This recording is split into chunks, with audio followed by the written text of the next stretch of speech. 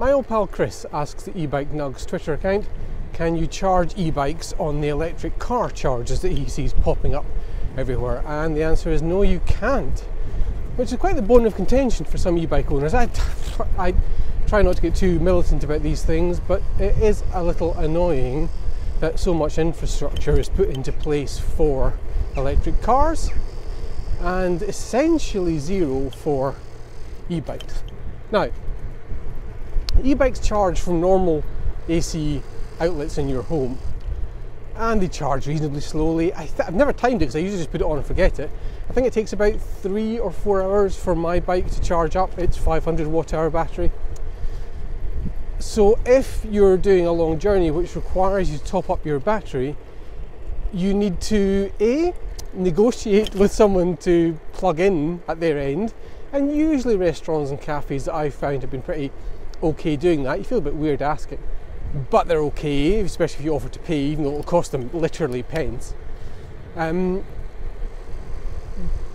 the problem with car charging, and the reason it's not appropriate for e-bikes, is cars A, have much bigger batteries, but also they've got much bigger bandwidth for getting that power into the batteries. E-bikes don't have that. And so while they require much less power, they can't just top up quickly. You'll see figures in modern electric cars that's something that you can get an 80% charge in a small number of minutes, like 15 or 20 minutes these days, with like very high speed rapid charging.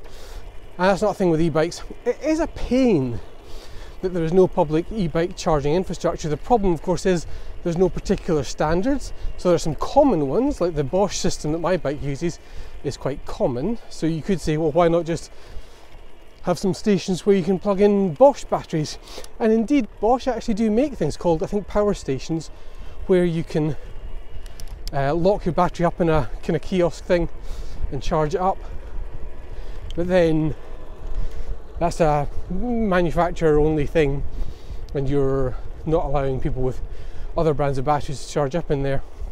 It would be nice, is all I'm saying. I don't particularly kvetch about it because it's a little bit of a whiny cyclist thing to complain about, but it is frustrating seeing so much infrastructure being built for electric cars when electric bikes, which are much kinder to the environment, much better for us all individually, and if you can use a bike, much more convenient for getting from A to B. And there's nothing for e-bikes, generally speaking. It's a bit of a pain. The way I've got around that on this journey, so the journey I'm on just now is between Perth and Dundee. I'm going down a 20% incline here. I came up it on the way down, on the other direction.